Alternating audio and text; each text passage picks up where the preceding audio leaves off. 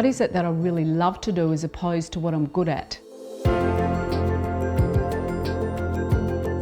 Wasn't something that I wanted to do for the rest of my life.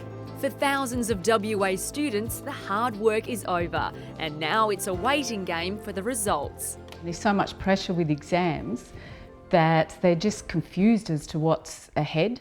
The end of an era for secondary schooling, but for many high school graduates, knowing where to head next is a question some can't answer. They're still confused at that age as to what that path is, so they don't know whether what they're doing is right or wrong, but they're following what they believe is right for them. Business mentor and career coach Terry Billington says it's time for graduates to discover what they love, not just what makes the grade. Well, I actually did a workshop for engineering students at a university, a local university here, and 70% of those engineering students didn't want to be engineers.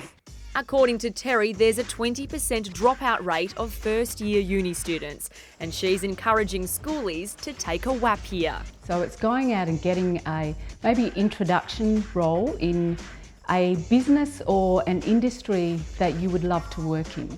Unlike a gap year where students take a year to travel before uni, a WAP year is work and play, giving graduates a taste of the workforce straight out of school. Take a bit more time to go into some industries and have a look and see if that's what they'd really love to do. If I could do it all over again, this is the degree that I wouldn't do.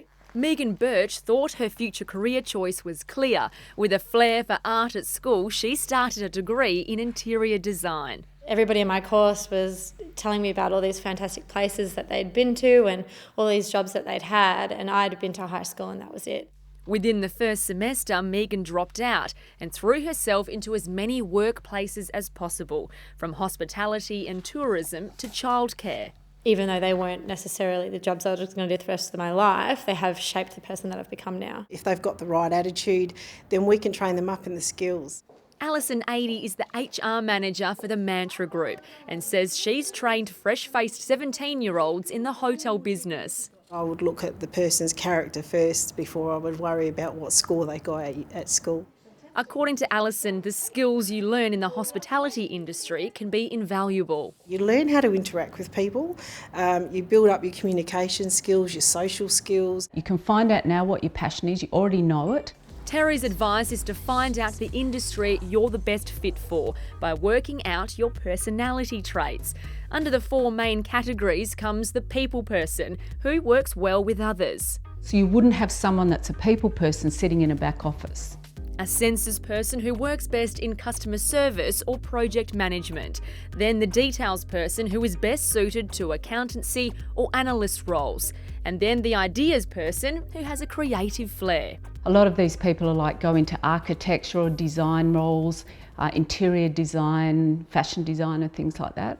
As for Megan, she says she's found herself over the last few years and is ready to return to university knowing exactly where she's heading. Coming back to uni now, I feel like that's going to be one of the biggest things that I've got is that, I've travelled, I've worked, I've done all sorts of things, and I'm going to have a lot more to bring to the table now.